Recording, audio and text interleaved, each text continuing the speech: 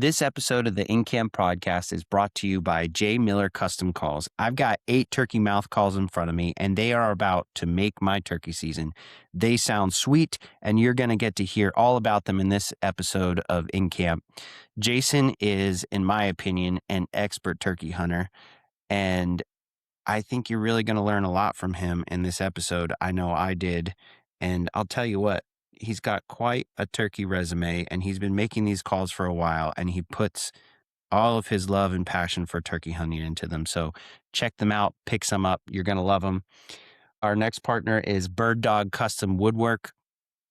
A buddy of mine, you've heard him on the podcast already, Steve Notebart, started a business with one of his friends, and they are cranking out some awesome pieces. Anything that you can make with a piece of wood, from custom cabinets to cutting boards to now a pheasant tail plaque that's hanging on my wall. I love this. I had a really awesome pheasant hunt with my daughter this year, and I cut the tail off that pheasant, and it's now a memory on my wall that I'll never get to forget. So go check them out because you're going to like it. It's at Bird Dog Custom Woodwork on Instagram. Our last sponsor for the day is Dead on Display Euro mounting system. I love this. My wife doesn't knock things off the wall when she's dusting. I've had a couple close calls, but man, I'll tell you what, these things hold them on rock solid. I even have an elk hanging on my wall. That's about it's about a 30-pound Euro mount, and these things keep it safe. So check them out. Deadondisplay.com. Thanks. What's up, everyone? You're listening to the In Camp podcast. I'm your host, Aaron Hepler. This is the show where we talk all hunting, all fishing, all woodsmanship, and boy, do we love being outside. So you're going to get to hear a really great friend of mine talk about his passion in turkey hunting today. Jason Miller, in my opinion, is an expert turkey hunter. He's got quite the turkey resume. He loves teaching people how to hunt turkeys, how to call turkeys. He loves taking youth out. I think you're really going to like to hear from him. This was a really great learning episode for me. And, we spent some time after the episode playing around with Jason's turkey calls and learning some of the vocalizations that Jason likes to do. If you have questions, I think that you should check him out on Instagram at J Miller Custom Calls. Reach out to him, comment, send him messages, ask him. I'm sure he'll give you a phone call and talk to you about turkey strategy and ways to call them. This is a local business, and man, he's really good at making these calls. So check him out, but enjoy this episode. There are plenty of stories, plenty of strategy, and all the things that we like here at In Camp and that you've loved. So I really hope you enjoy it. This is In Camp Podcast. Glad to have you. Glad to be here. Yeah. You say the expert. I don't know if I'd go that far. Maybe I'm just that lucky. Maybe. So, Jason, I got to know you over Jersey Bear Camp this year, and we had a good time kind of going over stories. And we were in the living room, and we were talking to Rich was kind of giving us a coyote clinic while we were all there talking about hunting predators and stuff. And you kind of are the type of person that kind of just sits back and watches for just a minute to see what's going on. And when you talk, the things that you say mean something. So Rich gave us a clinic, and you just said, because at first I didn't know what was going on with your talk, and I just listened to you and listened to your passion and listened to what you had to say. And because of everything that you said and because of how you presented yourself, I can tell that you're not a bullshitter anymore and that you know what you're talking about. And we ended up getting into talking about bears and deer and turkeys and that kind of thing. But I almost saved, we did get into turkeys quite a bit, but I almost saved as much as I wanted to ask you till we had this podcast because I knew it was going to be a good one. You are a custom call maker. So why don't you tell me your background in turkey hunting and your background as far as it goes? Why did you decide to start making calls? Well, my background in turkey hunting is this will be my 33rd year hunting turkey. Mm-hmm. I got roped into it by one of my wife's cousins and it was kind of one of those things back then. No one hunted turkeys. Uh-huh. So they asked me if I want to go. I said no. They go get one. And the next day they'll go get one. So then I went with them. And when I heard the first one gobble, and I was actually listening to your podcast that you did last year for turkey. I forget the guy's name, one of your buddies. Yeah. And I think you asked him, or he may have asked you, do you remember when you heard your first turkey gobble that got you into it? You Mm-hmm. remember that? Yeah. Justin Sino. So, Yep. yeah, I can remember like it was this morning, you know what I mean? Where that first one was that got me totally hooked on it. Yeah. And then as far as getting into well, now you bear hunted with me. Uh-huh. You heard me in that house. My passion for when I start doing anything, I got to be all in. Yeah. So that's how this turkey thing was. And then back in 2019, we were building my house, and I'm living in rent. And I thought I'm gonna make turkey calls, try it, because every time I would buy a 3-pack just for the one, and the other 2 I would throw away. So I messed around with it, got it to sound how I wanted, and then for the last, well, I guess first 3 years, I bought a better piece of equipment, and now I have a really good setup, and now it's becoming a passion too, like making the calls. I Yeah. love the fact of, like, if you would take my call and get a turkey, obviously it's not like me getting one, but I know it's a part of your hunt, Yeah. one way or another. Yeah. That's a cool feeling. What about maybe it's what about the big box calls that you were buying, or maybe even custom calls? What was it that you didn't really love about either the sound or the way that they felt? Well, it took me a lot of years to understand that you can trim down the tape on a mouth call. Uh-huh. And that's one thing, like, anyone who's listening to this, a lot of people think, oh, I can't use a mouth call. And they probably can. They just don't know they got to get it to fit right. Uh-huh. So once I figured that out, I actually used the one brand. Can you say brand names on here? Yeah, Does it matter? absolutely. So Night and Hill. I love Uh-huh. Night and Hill. I love those 2 guys as turkey hunters. Uh-huh. Matter of fact, my turkey gun set up exactly what they used. So I would buy their 3-pack, and I think it was a combo cut, I'm pretty sure, that I used. And the other 2 were like, that was a raspy call. The other 2 were higher pitched. And like, maybe you like a higher pitch. Maybe there's guys out there listening that like higher pitch. I always liked a little more raspy. Uh-huh. So when I made my first one, it actually took me 9 tries to get it to sound how I wanted it. When I hit it, I couldn't believe it. I was like, oh my God, I did it. So I duplicated it right away and did it again. So I had 3 calls that sounded that way, and I never looked back. I never bought a mouth call since. Yeah, that's awesome. Yeah. Whenever I'm using a mouth call, it might sound good an hour into calling, anywhere from 0 minutes to an hour into calling. And I don't know if my mouth gets tired or if the call gets stretched or if it gets too wet, but after a while, it doesn't quite sound the same.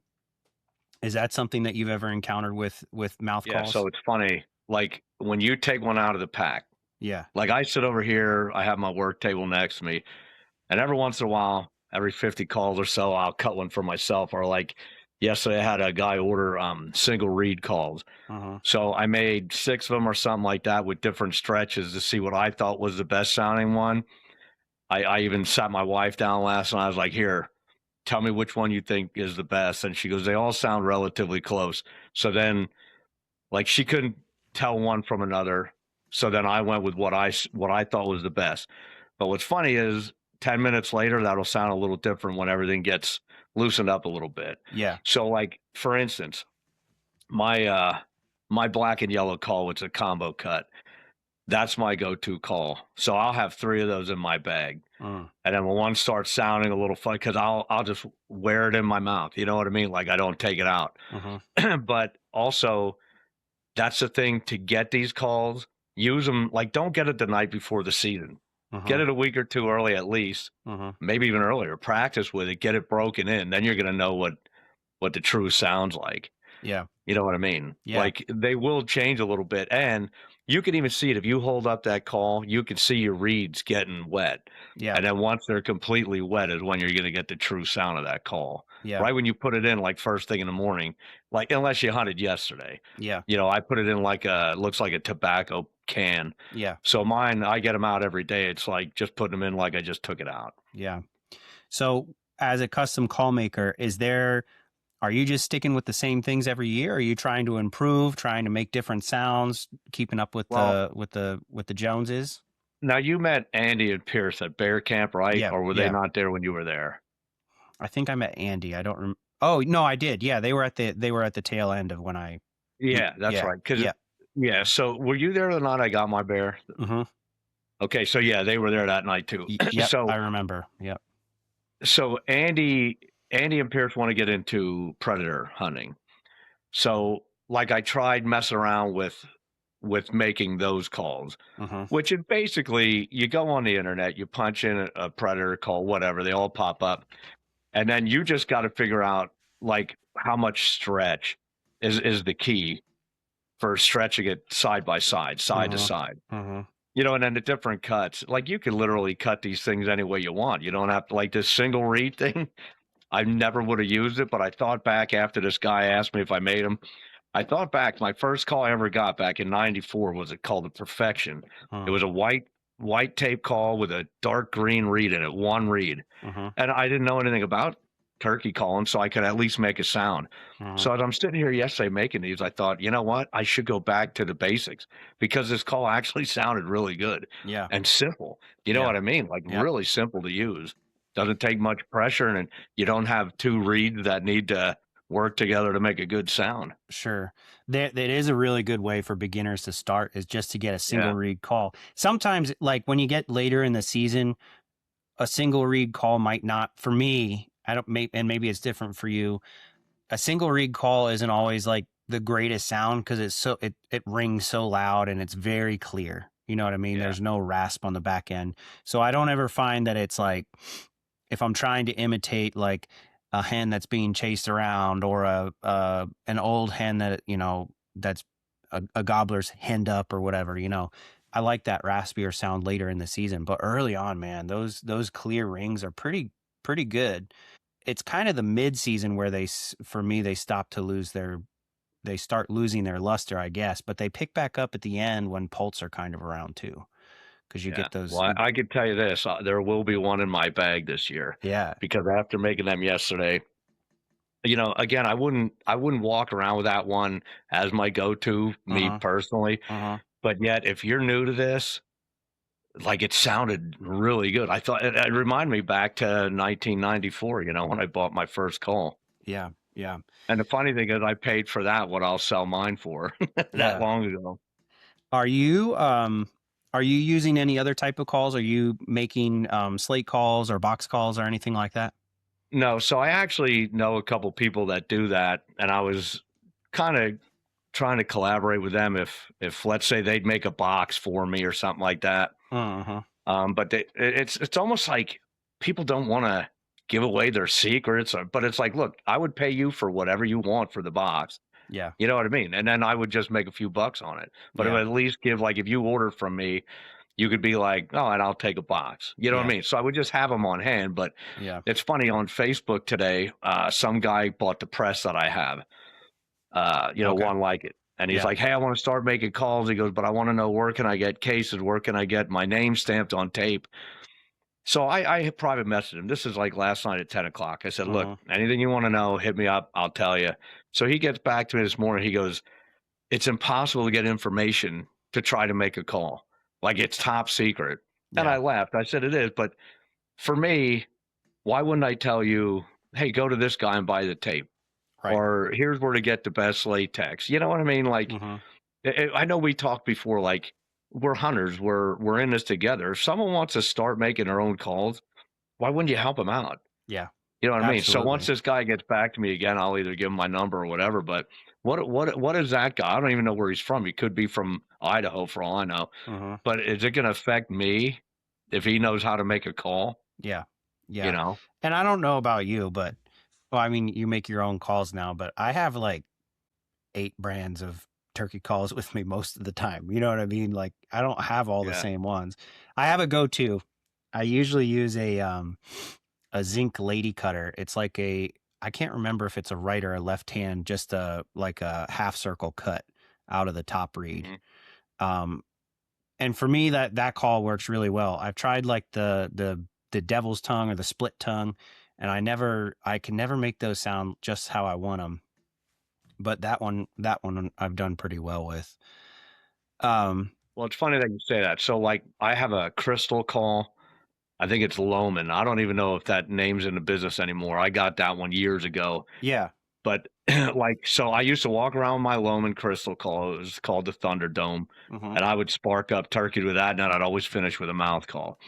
But it's funny now that I'm selling these mouth calls, I can't let myself use anything but my mouth calls. Yeah. And I have it. My vest weighs 30 pounds when I'm out there. You know what I mean? I have every gadget you need, but I still always try to get them with my mouth calls, just so I can say they're working. You know what I mean? Because like if I put a picture on Facebook today of me with a turkey, I'll sell a bunch of calls today. Sure. You know, especially locally here. Yeah, So absolutely.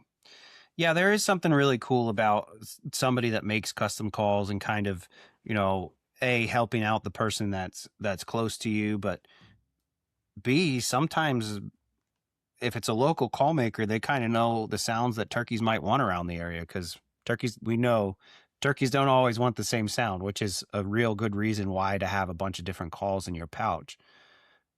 Usually I end up trying to find the one that that wants to be called at the way I want to call at it, but that doesn't always work out. Why don't you tell me something about carrying different calls like that for that reason in your pack? well, just what you said there was a key. You're calling to the one that wants to be called like you want to call to it. Mm-hmm. So if you think about that, so that's the only turkey I'm killing is the one who wants to hear what I'm saying. Mm-hmm. So I might have to get 10 going before the one wants to hear my story. You know what I'm saying? Yeah. So that's where it comes into being dedicated to the sport and put your time in. The one thing you'll always hear, whether it's bear hunting or deer hunting, like I don't quit. I Mm-hmm. have this drive. I wish I didn't have it. You know what I mean? It gets to the point where sometimes I think I'm insane with it, but it's just like I'll go and go and go. And I feel that I go enough times that sooner or later I'm going to get one that, like you just said, wants to hear what I have to say. Now, Uh-huh. I have a lot of tricks up my sleeve. I've shot a lot of birds different ways. So I have a lot of, like, let's say a turkey does what a turkey does, right? Mm-hmm. So if you can remember in your bag of tricks, and there's something you might think, hey, I did that 10 years ago and it worked. And maybe you try it, maybe it works, but maybe it doesn't. But I think it has more. Matt Dale, I was listening to him all the time. One thing he said, it's like 51% woodsmanship to 49% calling. And I would believe that 100% Yeah. because you could be the best caller in the world and make mistakes, with moving around or whatever. And Mm-hmm. that's going to kill you every time. Yep. Like I watched a hunt on YouTube last night. Young kid, love what he's doing. Wish I had the editing and skills he had, but everything he did with this hunt was dead wrong. Mm-hmm. Like everything you would say to yourself as a turkey hunter, if you were taking someone new and you would say, this will get you a shot, or, this ain't right for the other guy that's turkey hunting on the property. You know what I mean? Yep. This kid did it all wrong. Now he didn't get any. So I went on there and I read this one comment from a guy. It's his long comment saying this, that, and every other thing. So then I started going on saying, well, you should have, and I deleted. I was like, who am I to go tell this kid how to hunt? You know what I mean? I didn't want anyone reading that and thinking, what a buffoon, who, because you want to encourage this kid. Mm-hmm. But I believe if he would have stayed put, he would have called that. The bird was hot, Yeah. but he kept going towards it and he kept going away, and I just thought the more you ran after him, the more he thought, oh, she's coming to me. To go the other Like way. that hunt was over the minute it started. You know what I mean? Yeah, yeah. So as we're getting into this, we're going to talk more about calls and strategy. But why don't you tell me about a memorable turkey hunt where the turkey either taught you a ton of lessons and you made some good decisions and it either kicked your butt or you closed the deal? So you see this guy right here? Yep. Over to your That's left there. that's mounted for a reason. Well, two reasons. It's humongous. Second reason is my buddy had shot him 3 or 4 years earlier in the fall when we still had fall hunting. Yep. And he rolled him. We never knew why. I think it might have been 4 or 5 years, whatever. But so when we walk, he would just limp. So we called this one Gimpy back here. Uh-huh. We'd never seen him in the spring, but we'd see him every fall. And then one spring we see him, And then, like I said earlier, I get locked onto this thing and I can't stop. So he taught me. This thing made a fool of me, but there he is. So in the end, I guess I won the game. But how I ended up getting this thing, you talk about strategy. I tried everything but the kitchen sink. I'd move, I'd do this, I'd do that. I never could pick where he's roosting because, like, I couldn't go on the property he was roosting on. I could hunt, try to get him off it. And then one morning I got in there a little bit late and he was gobbling as I'm walking in and he stopped. So I stopped. I thought, okay, he saw me. So now I'm thinking if he could see me, I got to see him. And here he was out, way out, further than I thought. And like eye level with me. But the way the hill dropped, he was treetop down there. So I was like, okay. I turned around, went right out. So you're talking like, well, it was probably 6 o'clock in the morning when I headed out of there. So all day at work, I'm thinking you should have got up. But you know how it is. It's like you just get wore out of waking up. And that morning I woke up a little late. But so what I did that night, I went out and put I have a pretty boy full strutter, big Tom that I put a real tail on. Yep. And I thought I'm gonna put it right where he saw me, hoping that when he flies up, he sees it. Or if not in the morning, I get him to look over. Well, when he woke up in the morning, he triple gobbled right off the bat. So I thought he had to see it. And 15 minutes later, I had this bird. But it was 9 vacation days, and I think I hunted him 14 days in a row or 13 days in a row. But when I say that, I even went on Sundays when I couldn't hunt to try to watch him, see what he did. So I wouldn't call those days, but I would just kind of feel the woods out. So I put a lot of time in that one, and like that's my best trophy to date. Cool. That's a great story. So here's a good question from that story. I love to hunt a turkey on the roost because it's fun to listen to them gobble their heads off. And obviously you need to do your best to keep your mouth shut when, just let them know you're there and that's about it. You don't want to do a whole lot else. I have never, ever killed a turkey off the roost yet. Really? And I haven't. Most of my turkeys that come around, well, I shot one, I guess, off the roost. He ended up flying down. I thought he was on the ground for a while. And then when he finally came in, I realized that he flew down at like 8 o'clock in the morning, which is to me, maybe late. I don't know. But, after, hearing him in the same area and then all of a sudden he's like right in my lap, I'm like, oh, he was in the roost that entire time. But most of the turkeys I've shot are kind of like either like a running gun and I get on them and get them going and make it happen that way. But what is something about the roost that you can tell me? So I know how to find roosts. I can go out and listen to them. And like I said, do your due diligence of saying, hey, I'm here, being patient after that. A couple of times I've watched turkeys fly out of the roost right past me. And I didn't hear any other hens, or maybe they knew there were hens, further out, or maybe they were just called at too much. But the other thing that I always end up doing is I have this bad habit in my head of thinking it's 6:30 in the morning. It's been an hour of light now already. And the turkeys are already on the ground. And half the time, I don't think that's true. I think they get down out of that tree when they feel like it, and it might be 9 o'clock. Who knows? Most of the time not, but maybe that's the case. What can you tell me about the roost from your experience? So I think 10 years in a row, I shot birds right off the roost. Wow. But how I did that was I scouted hard. And a turkey, you're going to get a turkey off the roost if you know where he wants to go. You know what I mean? So like what you're saying about sometimes it's 6:30 or whatever when they hit the ground, they do stay in the tree sometimes. Hey, you don't know. There could have been someone out predator hunting the night before, or they got chased by a coyote, whatever makes them go up in a tree. But there could be something that just held them up there. It could be the weather, could be anything. But if you get a hot gobbler who's alone and he wasn't, let's say yesterday, you could get him right out of the tree, but he's still going to go to where he went yesterday to look for that hen. Right. You know what I mean? So if I'm calling from the west and he wants to go to the east, I'm going to have to be really good to get him to come to the west. So I always put myself in a position, and that's when I say when I scouted hard, I had probably 30 hours in the woods by the time the season started. My season would last me 10 minutes when you could only shoot one bird. So it was funny because you think, man, you wait all year to hunt for turkey and then you hunt for 10 minutes. But it really wasn't that way. To me, I hunted 30 hours already. Like when I went out that first day, it wasn't to hope I got one. Like if I didn't get one, I was mad at myself because like I thought I had prepared myself. You know what I mean? Yeah. So all those roost hunts was, what do they want to do?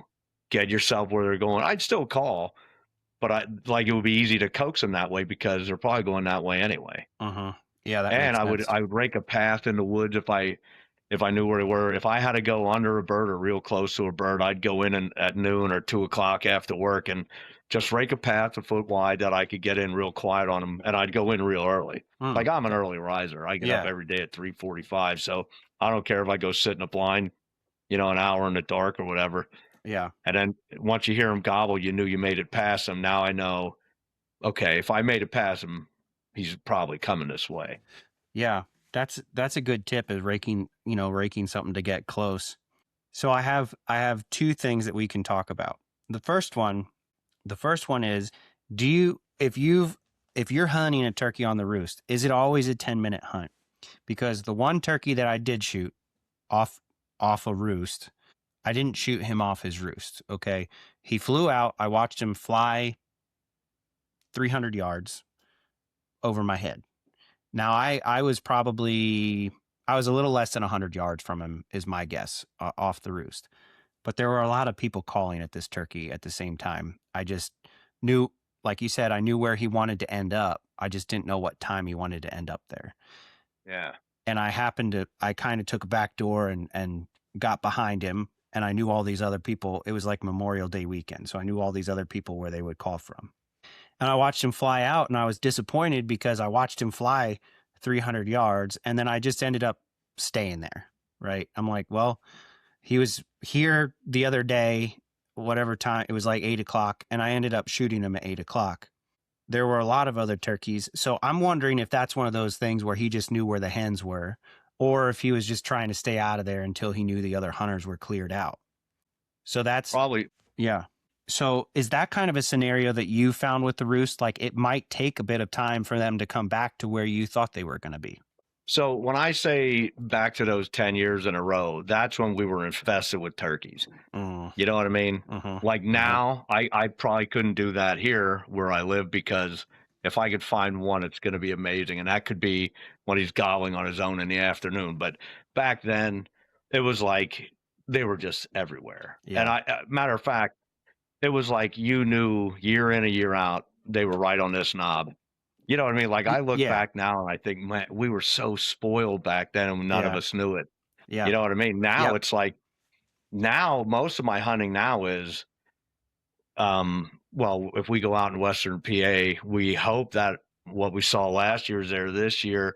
And every year I go back, I learn the property more and more. But like now I know what a turkey does, so I use their daily routine to my favor. Like I always say, when I take someone and sit behind them with their gun, it's like, trust me, the thing's going to come here. Like you said, that one there, if he was here at 8 o'clock yesterday. So what you did was perfect. You had to be there at 8 o'clock today. And a lot of people, like the one thing with a roost hunt, that turkey flies down and we give up immediately. Yeah. But hey, he might just go for water and then come right back. But a lot of people, the minute he heads that direction, they run around him and start hammering with other calls. And now all of a sudden he's like, no, wait, this ain't right. You know what I mean? So a lot of times what I would do, I'd call at them in a roost. And then if they pitched down and they didn't come right to me, I'd shut up. And you'd be surprised how many times in that hour they'd come back because they knew I was there. But who knows where they went? I think a lot of times they just went for water or to look for maybe a hen they had yesterday. But hey, look, I've chased them already right off the roost too, where I went after them. But now as I get older and I trust my patience, let's say, because that's the biggest key to this. If I trust my patience, I'll be like, oh, wait, he'll be back. Yeah. And a lot of times they are back. Like, for instance, I had one the other year. I was hunting with a buddy of mine. He got a bear and a buck, and he wanted to try for his Triple Crown. And he didn't even turkey hunt. So we went there, and a hen pitched down, ran across the field, and flew out. Right crack of light. So then this gobbler's going off. Well, he comes out. It took like till 9 o'clock to get him. Finally, he saw our decoy and we get him. But my buddy asked me later, like, what made you stay there? I was like, once that hen left, like he knew he had a hen in there. And I just had to move the decoy the second time he went in the woods, and then he seen it and came back out. Yeah. But again, a lot of people wouldn't have trusted that move. I knew that when that hen left, we're killing this bird. Yeah. Could take a long time, but he was looking for her. Mm-hmm. Now, if she would have hung around, he probably would have walked away with her and we never seen him. But the minute she disappeared, I was like, yeah, this one's done. Yeah. And then, the longer it took, I'm thinking my buddy probably thinks I don't know what I'm talking about because it's taking forever, but he ended up getting it. So here's something else about the roost. You talked about having confidence and kind of knowing what's happening. Let's say you're hunting kind of a new area, and you're like, today I'm going out, I'm trying this new area. I've scouted a little bit, kind of have an idea where the turkeys are, but maybe you did. Let's say you scouted it preseason. You knew the turkeys are preseason. Now you're 2 weeks in, you haven't really hunted there yet, but it might have gotten some pressure. So maybe the turkeys might have relocated, or changing season and cover and that type of thing has made them move a little bit. So you go out early enough to listen, and you hear one on the roost, and you're like, okay, I'm going to work this roost. I have an idea of where this turkey wants to go, but it does what we're talking about. It flies out, and you need to wait for it. What gives you the confidence to stay put? And what's the kind of thing where you're like, I might need to go after that one just a little bit? Because think about the first 2 weeks of the season. We only have till noon. And if you've only got, let's say the average guy is like, I've got 5 vacation days I can take to turkey hunt this season, and they want to try to do it in that earlier part of the season because it is a little easier. The first 2 weeks are definitely easier than the last 2 weeks. So what gives you the confidence to either stay put or say, I need to go after that one? That's a good question, but it's a hard one to answer because you almost got to feel the woods for the day. Yeah. Okay. The one thing you just said about it's easier for the first 2 weeks than the last 2 weeks. Up until 3 years ago, I would agree with you 100%. But we've been killing birds like crazy the last 2 weeks now, but I think it's because we have the all-day hunt. Mm-hmm. And you get to see the whole day unfold. Mm-hmm. So me and a couple of my buddies, Andy and his son, well, you met Mark at the bear camp too. Yep. So it's me, Mark, Andy, and Pierce go out there. And now that this is like our 5th year going, I believe, or maybe 6th, like, you know how it is. You now we're getting to know, like, just like Jersey with bear. We're 6 years into this. Now we know where they are, what they're doing. So compared to year number 1 when I was guessing, so now if I go on this particular knob, I can never get in on these birds there. So I let them fly down, then I move in. Like I stand out there. And when I was younger, I called like a maniac to a turkey in a tree because we all want to hear him gobble. I didn't know any better. I learned a lot of this on my own by making mistakes. But now, like last year, I shot a really nice one the first long day, the first full day. But now we were out there 4 times in the Pittsburgh area, and we saw the turkey the youth day. The caretaker of the property seen it the first day. Me and Andy saw this thing Monday afternoon. They're all afternoon. But when we went back for the first full day, I said to Mark, I'm sitting right up here because this bird has been in this corner of the field every time we've been here. So I was prepared to sit as long as it took. I didn't care. I had waters, I had Gatorade, food. I thought I'd be there all day. Well, I had it by 5:40 in the morning. But I figured that's where he was going. And that day just happened to be early. And I used that same decoy, my pretty boy. So he came out with a hen. Now, I didn't call at him. Me and Mark went in Friday night. We heard him, or it was a Sunday night, I guess. Heard the bird gobble. So I knew where he was. Like, it was late enough that I knew he was in the tree. So in the morning, I didn't make a peep because I thought, I can't call from the middle of this field. There's a big gobbler. He's never going to believe there's a hen down already. So I just let him gobble, gobble, gobble. Well, then Mark was calling out one across the field, which then I think got this one fired up. And as soon as he walked down the field and seen my decoy, I clucked twice and he just strutted right to me, which is how I figured it would happen. My whole setup was for him to see me when he came out. And I usually don't use many decoys, but for him, I thought, he's the boss bird here. He should come to fight this one. And it worked. But I was also throwing a chance out there that he didn't like it at all and just walked away. Sure. But it worked. So Yeah. Man, you're a really good storyteller. This is great because people learn by, you can tell people strategy and stuff, but when you mix in a story, it's just the right way for people to learn from your experience. So let's say you decide today I'm running and gunning. Maybe you sit a roost or you call early in the morning and it's like they're not quite fired up like you'd like them to be. Maybe it's rained the night before and they're kind of waiting to go out into the fields and dry off or whatever. So I'll kind of pitch some stories again. One that was unsuccessful. I had done like an 8-mile loop in a mountain with a buddy, and we hadn't struck a gobbler at all, and it rained the night before. So we get to closer to some open areas, and I called and hear a bird about 300 yards, right? So what time of day is this? it was like maybe 11:30. So we were like, oh no, like we got to hurry up and get this done because we got a half an hour to get this bird. We're 300 yards away. So I think we closed the gap like 150 yards. And I checked where he was gobbling on the way in every now and then on his own. I didn't call. I just struck him and we moved in. And it was really, really foggy in this open area still. And I hit him again, and we ended up doing our best to kind of sneak to whatever cover we could find. And he got to the open area before we did, and we were in the cover still. But it was enough open area in that cover for him to get in there. It wasn't like we were in rabbit cover or anything like that. And I ended up going back and forth with this bird, and I think maybe I don't know if I got him hung up, but he ended up going the other direction. So, and that's probably a fault of mine because I was worked up. Oh, we need to get this bird in. We got, by the time we got to him, there was 10 minutes left.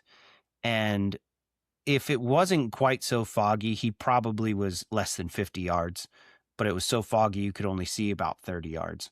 Yeah. So what do you think in that scenario? Again, maybe it was over calling, but do you think there's anything else in that scenario that you might have done differently? Well, no, because that's why I asked you what time of day it is, because that has totally different say what's going to happen. Sure. So right when you said 11:30, I thought I would have called like a maniac. Yeah. So when that bird got to that opening, that's where he wanted to be. He wasn't going to leave it. He, now if you would have got there first, you kill that bird. But because he got there first, that's where he's meeting his hens. There's nothing you could have did with the amount of time you had. Now, if it would have been the all-day hunt that you didn't have to play a quick game on him and you would have stayed in that thicket, maybe you could have let him leave that opening and then move in, call him back a little later because he didn't go anywhere. You know what I mean? He probably just went over the hill or something. Sure. But you know what I mean? Like I've been in that scenario. One time my daughter got her wisdom teeth out and I had some going in the morning. I had my first bird and I took my bow for the second one. And I had one at 30 yards, but I thought I'm not good enough for that with my guillotines.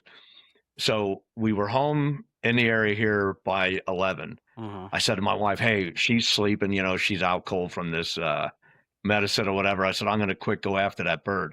She said, you only have an hour. I was like, not really. It'd take me 20 minutes to get in there. So I hustle as fast as I can in there. I kill this bird.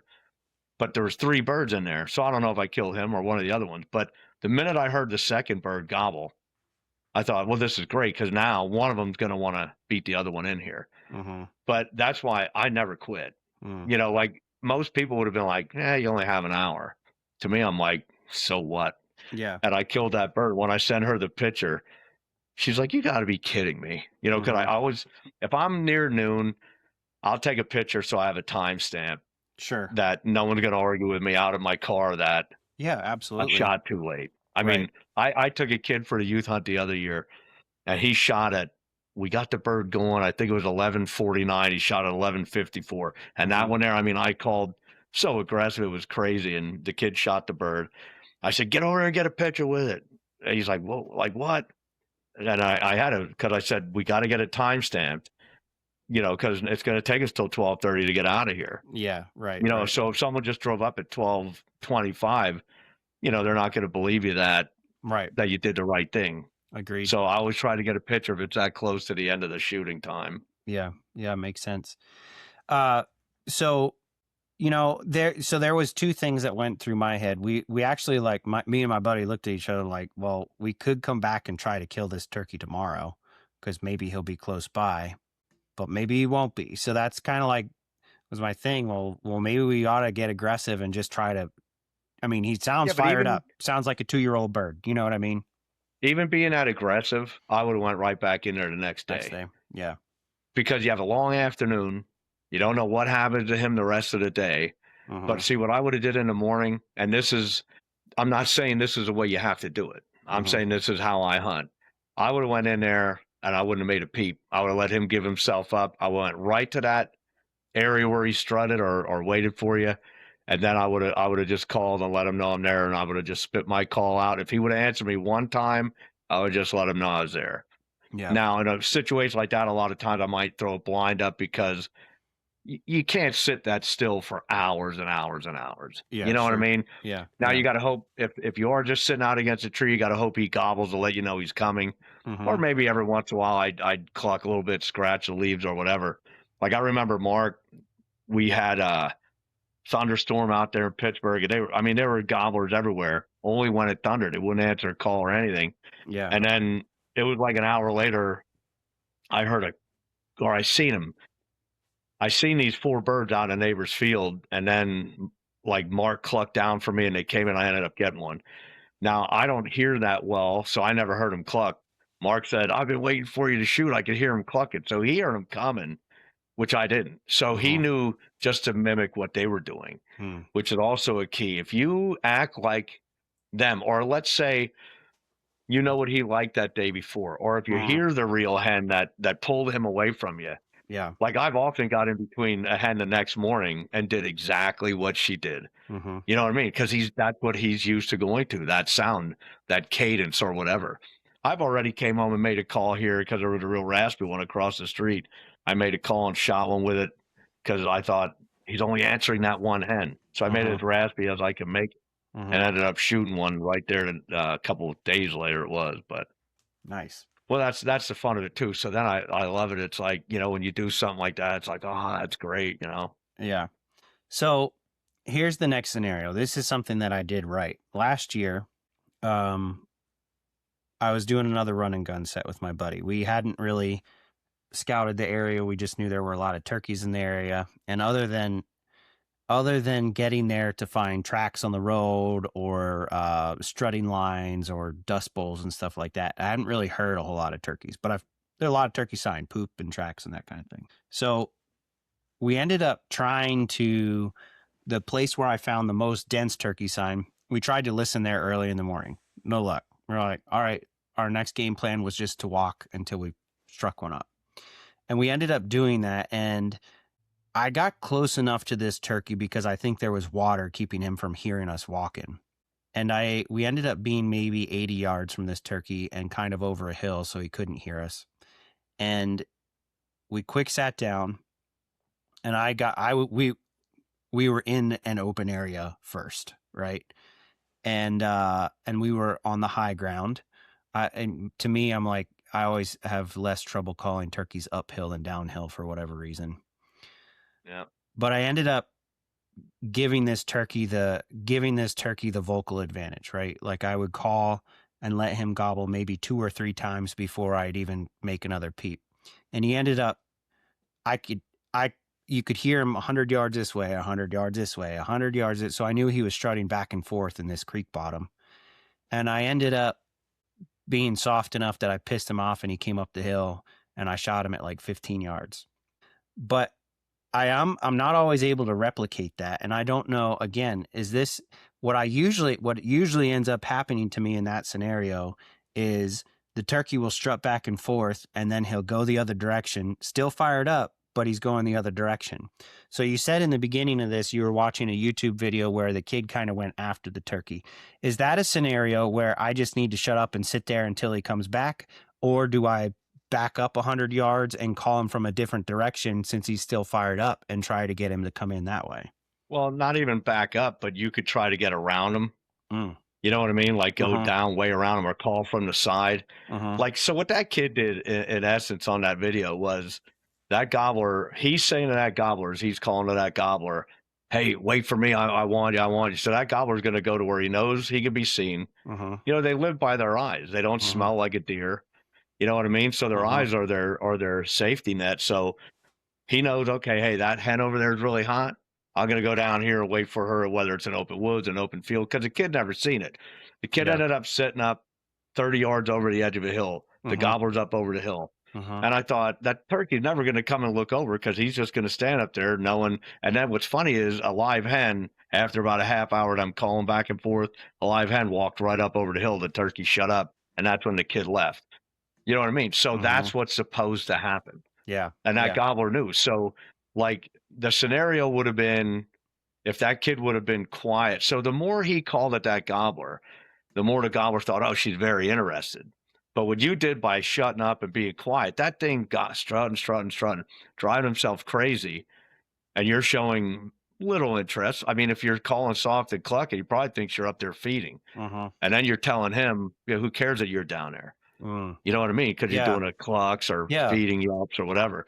So you gotta think of this when we were teenage kids. You know what I mean? How can you play this mating game or whatever? Uh-huh. So, like, if you drive a gobbler nuts, or like just say another gobbler in the distance would have fired up, that thing would have came right in because he's Okay. playing a game of, hey, come over here. But if you give him a reason why, hey, I got to get up there, Yeah. you know, by you playing the game of very soft feeding, you know, he probably just thought she's not coming down here, and then they'll break and come in. Yeah. Not all the time, but like we had a scenario the other year. I had a hen come in on me and Andy. It was actually Andy's first time where he had a gun in his hand hunting, and I called his hen in. I mean, she was the boss. She Uh-huh. came running in, and I'm like, "Don't move, don't move." She walked around us every time she'd go into the thick to walk away. I'd call a little bit. She'd come back. It was the greatest experience without shooting a turkey you could have because he got to see how it works. Uh-huh. And the gobbler just stayed down there, hammering, maybe 80 yards down over the hill. So when it was all over, she finally had enough of it, walked off. He goes, "What do you think that was?" I was like, he's down there with more than one hen. She just broke off because she's the one who doesn't want to bother, whatever. Yeah. Yeah. So then as she went back, then you heard a bunch of them chattering as they walked away. So I said, now, if it was only him and her, you kill that bird. But that's a scenario where the only thing I would have did by running after them was educated them for tomorrow. Uh-huh. You know what I mean? And if you know you're hunting, again, let them go. Yeah. It's hard. It's so hard to walk away from a gobbling turkey, but like you're only educating them when you're running after them. But see, I hate to say that because it works too if you run after them. Yeah. So like you said earlier, but you got to feel the day. You got to feel, well, how much time you have? Do I have all day to plan? Am I here tomorrow?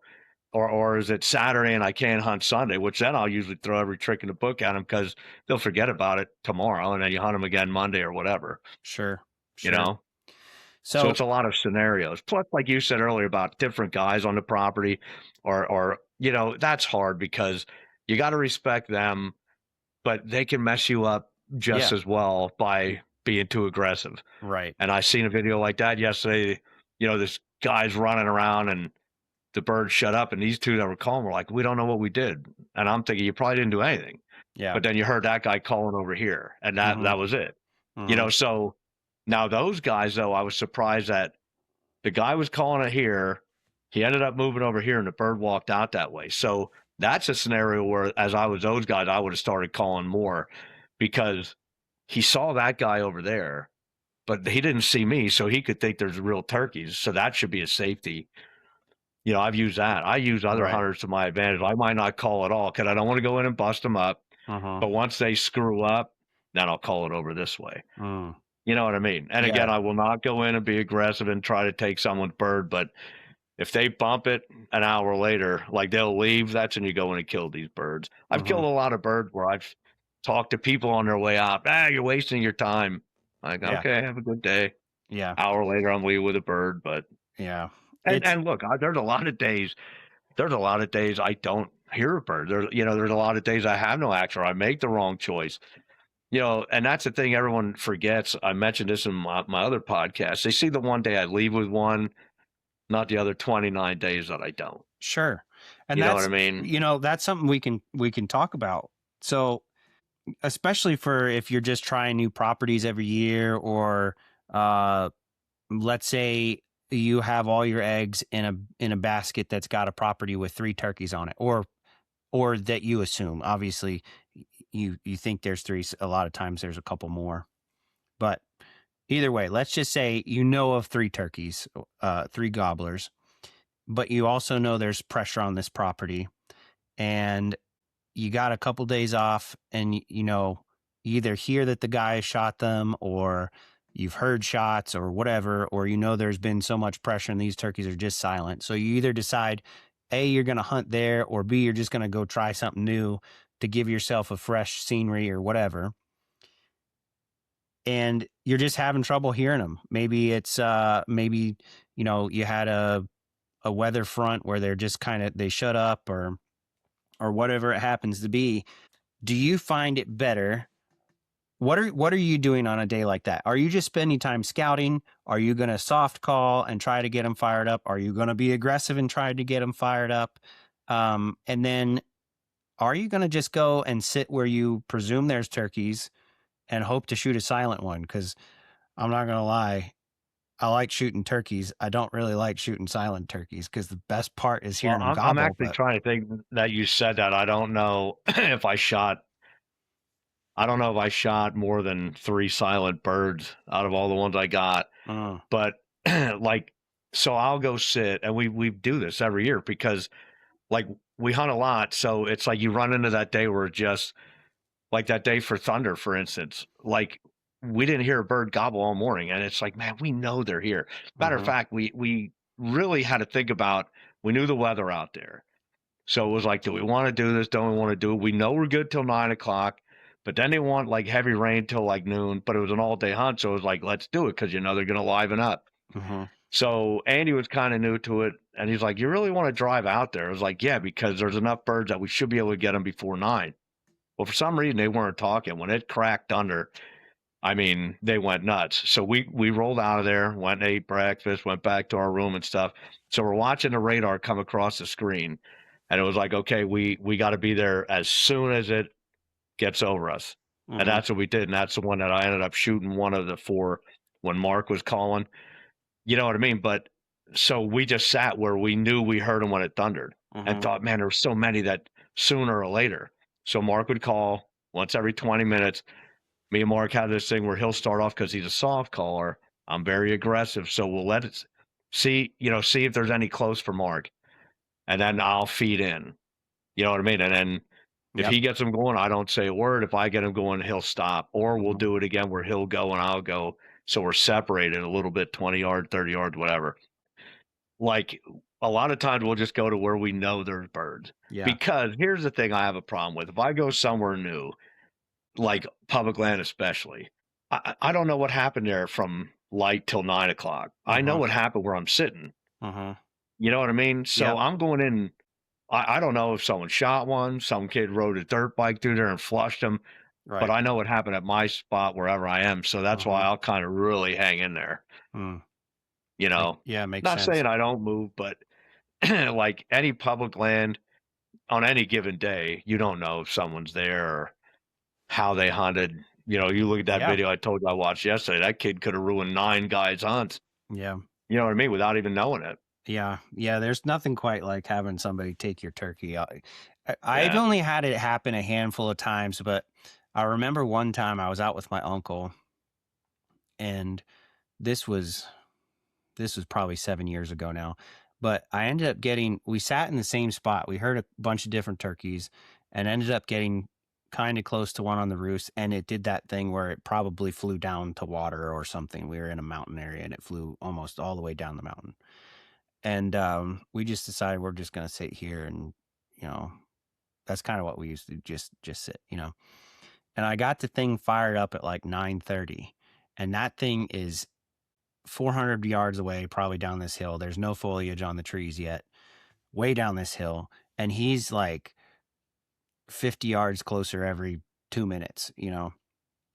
and I finally got him where he was just down the bench below us, and he's coming up, and all of a sudden I hear a hen calling, and it's definite.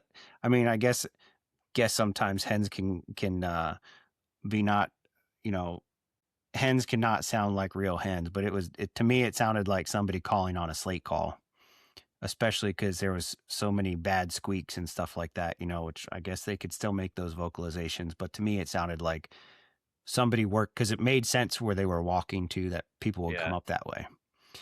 And that gobbler ended up going, like, he got on that bench and the gobbler turned towards him, and then complete silence. But I would hear that hen every now and then. So I don't know, maybe he was down there. But I mean, maybe it was a hen and he took him away, but I'm fairly certain it was a hunter because it was pretty god Well, let awful. me But ask you this: did that hen keep calling? So, like, the scenario is she's calling, he goes over to her. If that thing kept calling, that was a person. yeah, Because once she got him there, she's shutting it. exactly. And that's why I think it was a person, because he kept calling after the gobbler shut up. You know what I Yeah, so mean? he probably went on the bench, got And too close. cut He me probably off. never Yeah. even seen that thing. Now, that's a scenario where all of a sudden you throw that in the mix. You had going what's going. You have it working. And that guy comes in, and the minute he called with a different call, that gobbler probably was like, whoa. You Yeah. know what I mean? Because you Yeah. already had it. You didn't have to change anything you were doing. That Right. thing was on its way.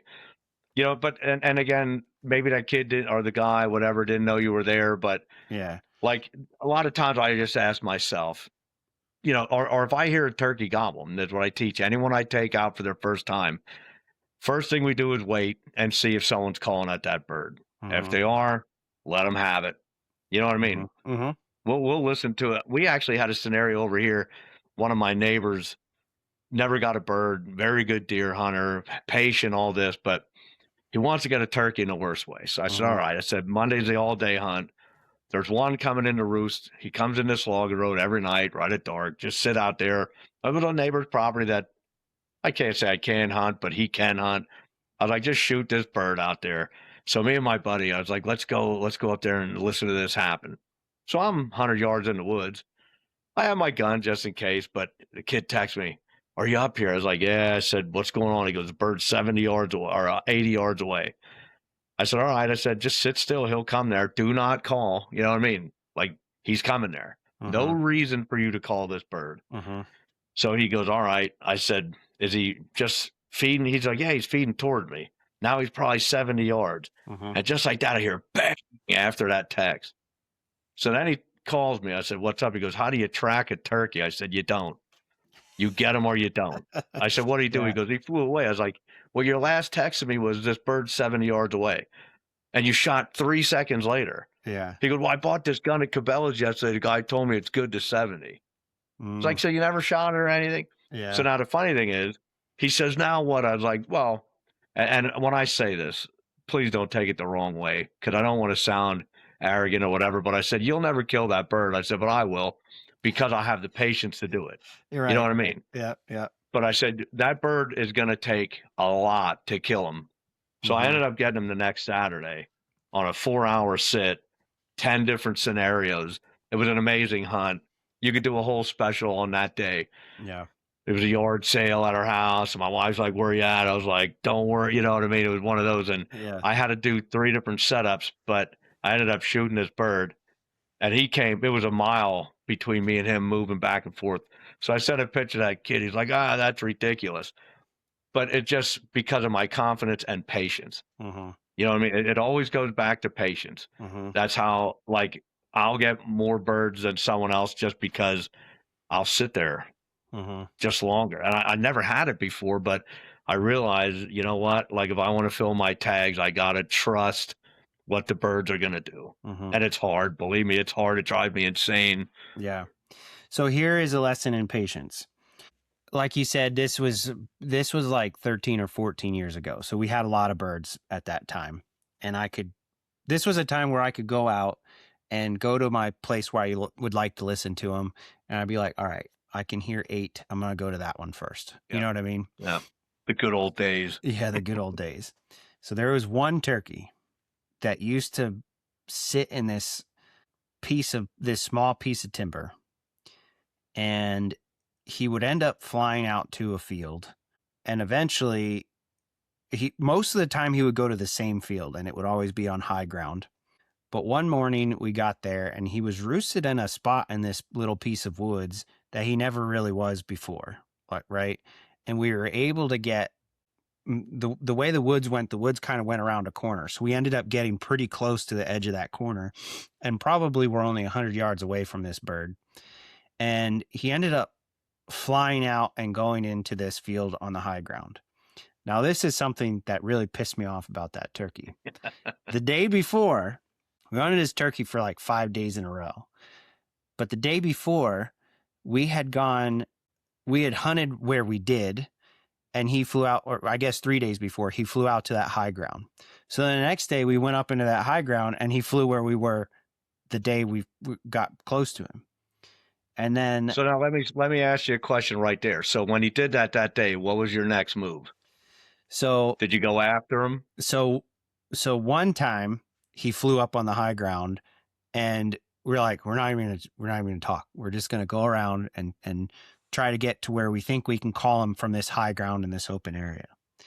And when we got there, we went through some cover, and we popped out in the open area just enough, like he didn't see us. He was turned around in full strut, and he's like 200 yards away. So we kind of just watched him. He turns around. He's got like maybe a 10 or 12-inch beard, and he's just strutting on the end of that field. So we're like, well, we can try to back out of his cover, but there's no real other way to get around him without spooking him out of this area. Yeah. So we tried calling there from a little bit, and I'm like, you know what? We better just shut up, because I don't want to just keep educating this bird. This is our third, fourth time hunting this thing. So then that's when we went to this next spot the next day, where I'm like, okay, every day we've done something, he does the opposite thing. So we go in and like I said, we get to this close to him on the roost. And I'm like, okay, so the day before he went to the high ground, the day before that he went to the low ground. So he's kind of like doing the opposite thing every day.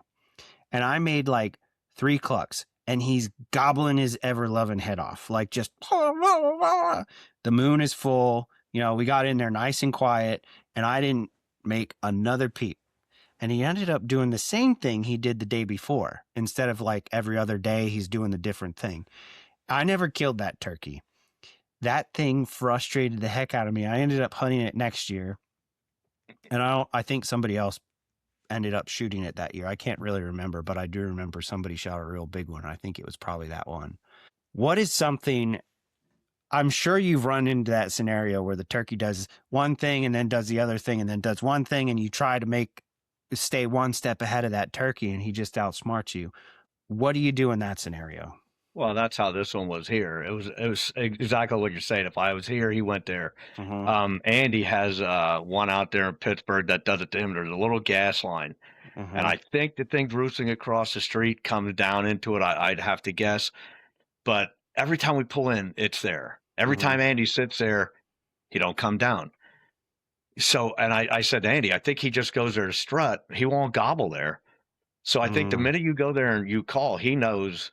Don't go there. That's not real. That's not happening. That's what I'm guessing. I'm only speculating. But like, this bird drives Andy insane. He still will talk about it. Like, next year, if you see him at bear camp, ask about the gas line bird. He'll have some choice words. But it's just like, that is a very smart animal that knows how he gets what he wants and will not change. And if you go in there and you change his day, he just stays where he's at. Yeah. Yeah. You know what I mean? So he's dictating, no matter what you try. You could try soft, you could try this. Matter of fact, that day in the rain with the thunderstorm, he was out, we got back. And the way it's laid out, we could get within 50 yards of him. I was like, get ready, because one call, he'll poke his head out.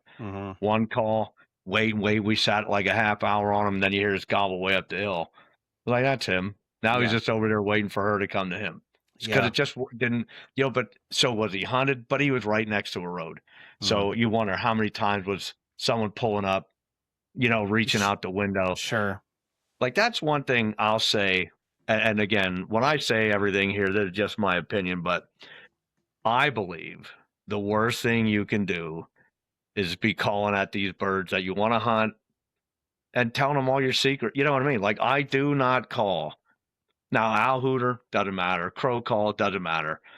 But you can't go in here now from March till May and call this bird in 100 times and then wonder why in May he's like, yeah, I'm over this. Yeah. You know what I mean? Yep. And a Yep. lot of people do it. And I'm always like, hey, you do what you do. But for me in general, and it's hard because we all want to hear him gobble. We all want to hear it. But you can owl hoot and make him gobble.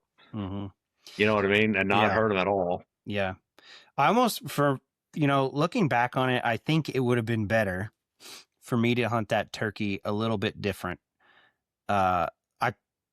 Probably the best thing is to go with a buddy and say, give me your calls.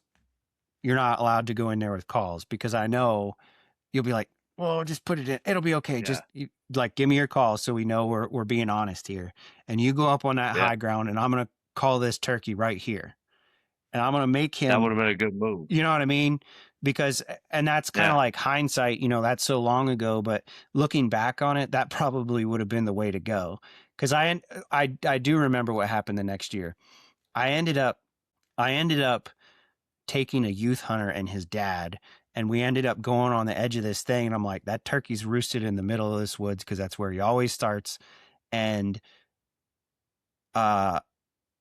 we ended up hunting somewhere different in the morning. And I went to that edge of the woods thinking he's going to be up in that field on the high ground, and I'm going to try to call him down to this edge of the woods now that he flew out. But it was the youth season, so they're a lot easier to call, and I ended up calling that turkey down the hill, and he was with a smaller tom, and the kid was he was using I have a youth 20 gauge that he was using, and he was probably just maybe 10 yards a little too far for him. He was like 50 yards. So, but then I don't remember if I ended up getting back on that turkey or not. I don't think I did, but see, now the best part of this and the whole thing about turkey hunting, all these years later, you can see it still drive you nuts. Oh, and I can remember, and that's what you can't explain to people. Yeah. You know what I mean? It's this right here, why it's so great to be a turkey hunter, because it's probably, as you're talking about it, we'll stop talking here, you'll get off this podcast and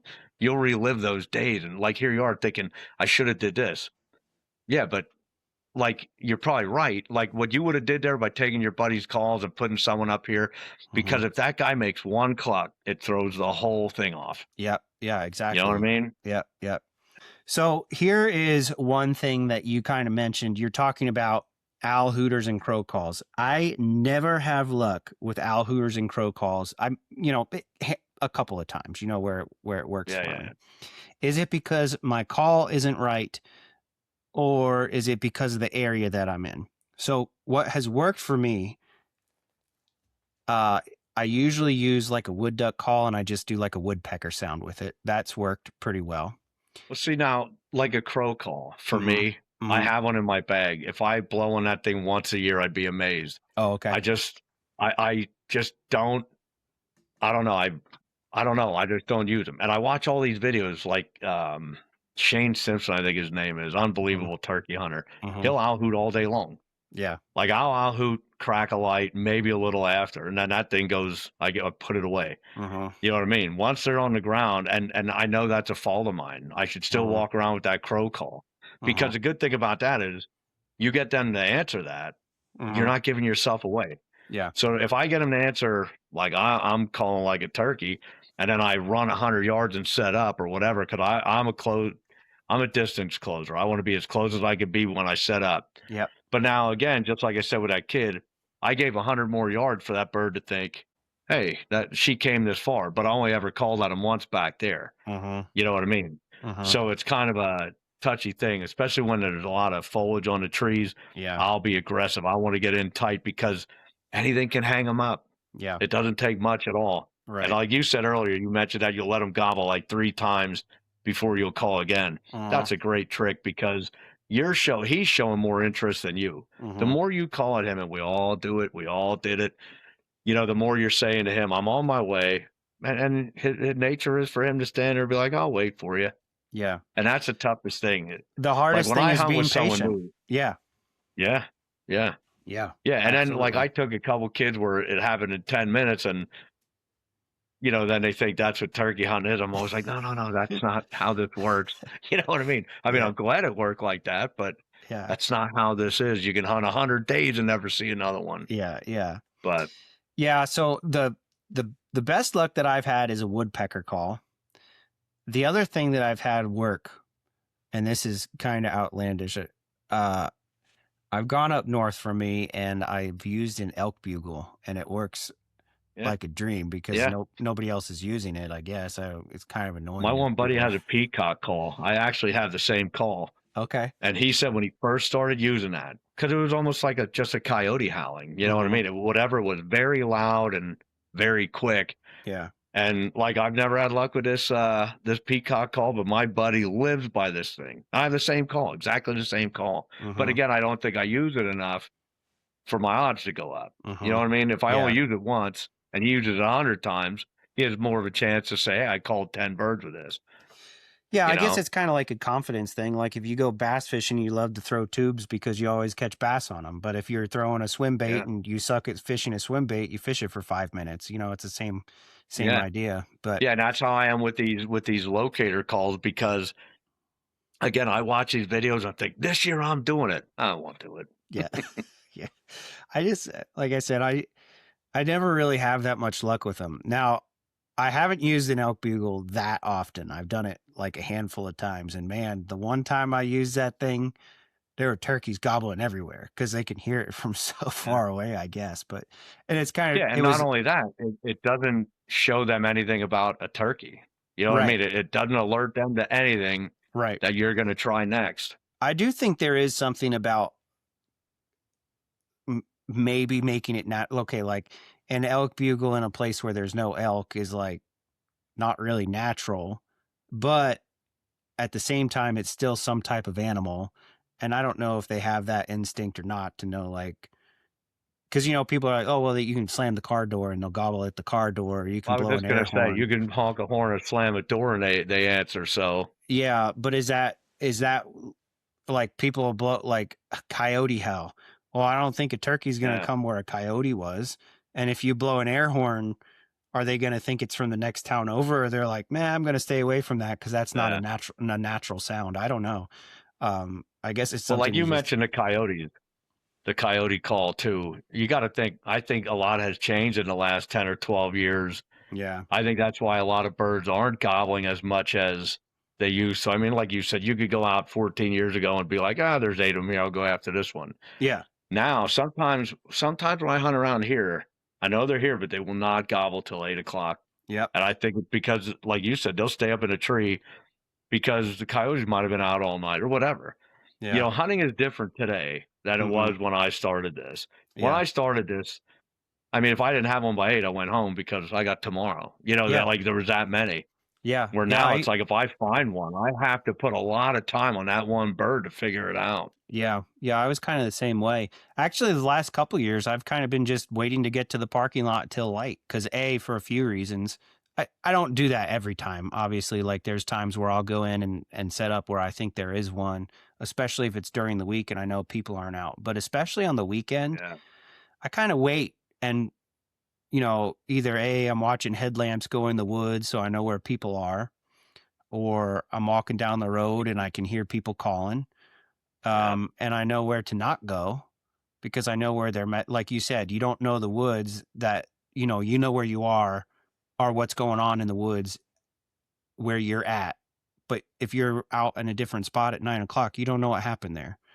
That's kind of one thing Yeah. where I'm like, if it's a weekend or even during the first week where I know people are taking vacation time to go hunt turkeys, I kind of just sit back and wait and let those guys filter in, either hear where they're calling from or, whatever it happens to be. And I'll just start walking.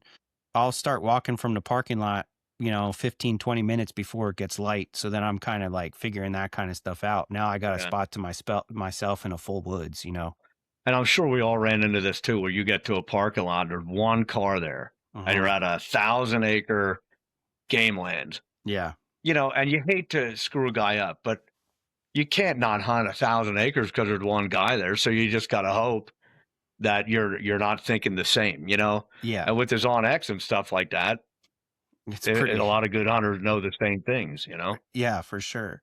That's what I ended up doing last year when we killed that turkey. Like I said, we ended up trying to get there. We got there like 45 minutes before light and maybe went quarter to a half mile in and started listening where I had the most dense turkey sign and then just moved on from there. Fortunately, that day there was nobody in the parking lot, so I didn't have to do it that way, just kind of the way it worked out. But I do think that the turkeys end up gobbling a little bit later than they used to. They used to gobble so well on the roost, and it's just, it's not really that way all the time anymore. Early on in April, Yeah. you get those couple days where they might be, but it's a little different. Well, for instance, like if you take away those 10 I got off the roost early when I Hmm. scouted like hell and all that stuff, you take those out of the mix. Since then, let's say 80% of my birds are from 9 o'clock on. Yeah. You know Yep. what I mean? So it's almost like if I don't get them right away, I ain't get one till after 9. And it's like, what are you going to do? Are you going to go home? You know what I mean? Or are you going to stay in the woods? So you just stay in the woods. This has been a really great conversation. I think we're gonna have to do another one, maybe mid-season for when people get Yeah. the I haven't killed a turkey Hey, blues. by mid-season, I'll have some stories, I'm sure, because Good, I good. always take a youth, Yeah, and I well, think hopefully, Pierce is still youth this year. So him and his little buddy will go. Last year we each got him one, so cool. they'll go again. So I'm hoping to. So I've got some turkeys across the street from me on some private, and I think I might get some permission to go over there because my daughter wants to give it a whirl this year. She's 11, so we'll see if she says she wants to go. If we get there and she's ready to go, then I might take her across the street and try to get her one. But yeah, we'll see what I happens. gotta get your address, and I'll send you some of these calls. Try mine out, see what you think. Sounds good. Jason, before we get off of here, though, can you tell people where they can find you and where they can find your calls?